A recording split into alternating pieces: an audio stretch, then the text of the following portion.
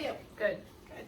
So I was looking at your charts and I seen you were here for a self-breast examination teaching. Is that correct? Yep. All right. Can you tell me your name and date of birth? Mercedes Fairchild, 4/30/1994. Okay, can I see your wristband? Perfect, thank you. And do you mind if I take some notes as we go as I'm asking these questions? That's fine. All right, so have you ever performed a self-breast examination before? Nope. Okay. And has anyone ever talked to you about the importance or taught you how to do one before? Nope. Okay. And do you have a history of breast cancer in your family? Nope. Okay. So we're going to go ahead and get started. I brought this ball that I'll teach you how to be using later. Okay.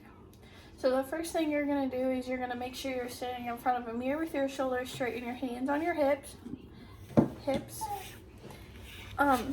When you're standing in front of the mirror, you're going to make sure you have no abnormalities such as size, shape, color, swelling, rash, or discharge coming from the nipples.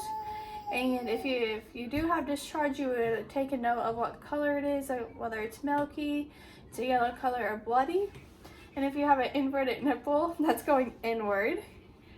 And if you have puckered skin or bulging skin on the nipples, that's one way to check to make sure your breasts are good.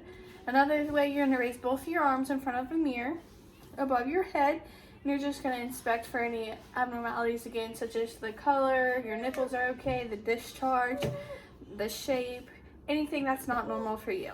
The next thing you would do, you're going to lie in supine position, which means lying on your back, and you're going to raise one arm above your head, and when you're doing this, you're going to use the opposite hand.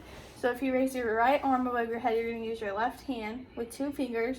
You're going to go ahead and palpate the breast.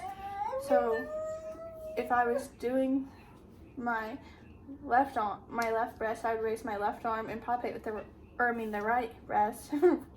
Raise the right hand and palpate with the left hand. So you would go ahead and do it in a circular motion, just all the way from your collarbone all the way to the upper abdomen and from your armpit to the midline of your cleavage.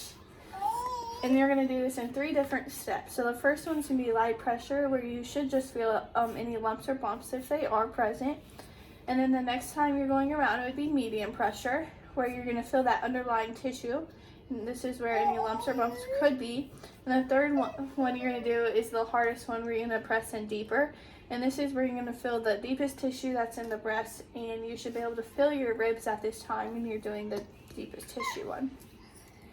And you're just going to do that in a circular motion with 2 fingers.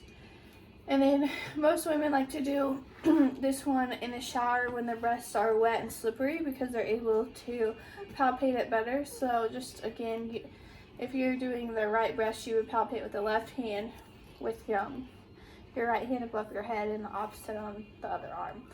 Now, can you go ahead and do the return demonstration about how to do a self-breast examination? Okay, stand in front of a mirror. Okay. With your shoulders straight. Look for any abnormalities or discharge, or you can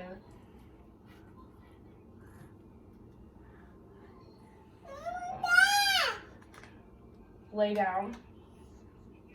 Need your ball. You can lay down and do it. And when you lay down, you want to use your opposite arm to the breast that you're wanting to palpate. And there's 3 steps. You can do the softest one. You're feeling for any abnormalities. And then you do it medium to feel for any lumps. And then you do it deeper. And you go from your collarbone to your abdomen. And most people like to do it in the shower. Okay.